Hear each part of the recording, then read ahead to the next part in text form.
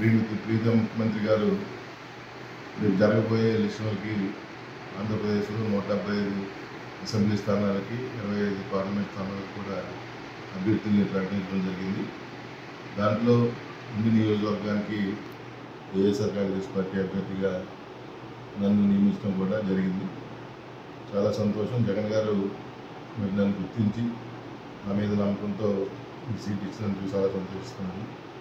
తప్పనిసరిగా రాబోయే రోజుల్లో మరి ఏదైతే గత 5 సంవత్సరాలుగా ఇన్ఛార్జిగా నియోజకవర్గంలో ప్రజలందరికీ అందుబాటులో ఉంటూ గ్రామాల అభివృద్ధికి అలాగే పథకాల అమలులో కూడా శక్తివంతం లేకుండా పనిచేస్తున్న నా పనిని చూసి జగన్మోహన్ రెడ్డి గారు నన్ను ఎంపిక చేయడం చాలా సంతోషం.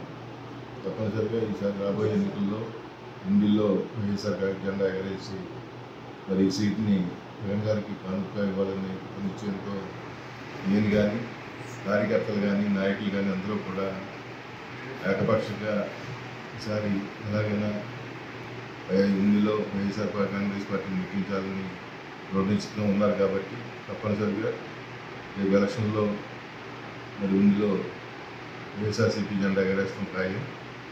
మరి జగన్ గారు చేస్తున్న పథకాలు మరి అభివృద్ధి రెండు కూడా ఇవాళ ప్రజల మనసుల్లో ఉన్నాయి. ఇవాళ ముఖ్యంగా ఆడవాళ్ళు అయితే 100% కూడా మరి జగన్ గారికి అండగా ఉండాలని నిశ్చయానికి ఇచ్చారు.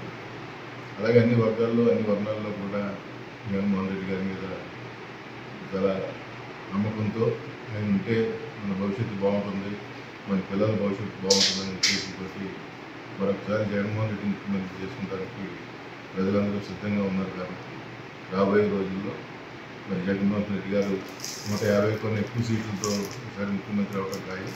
దాంట్లో ఉండి కూడా నిఖర్చుగా ఉంటుందని చెప్పడానికి చాలా సంతోషంగా ఉంది.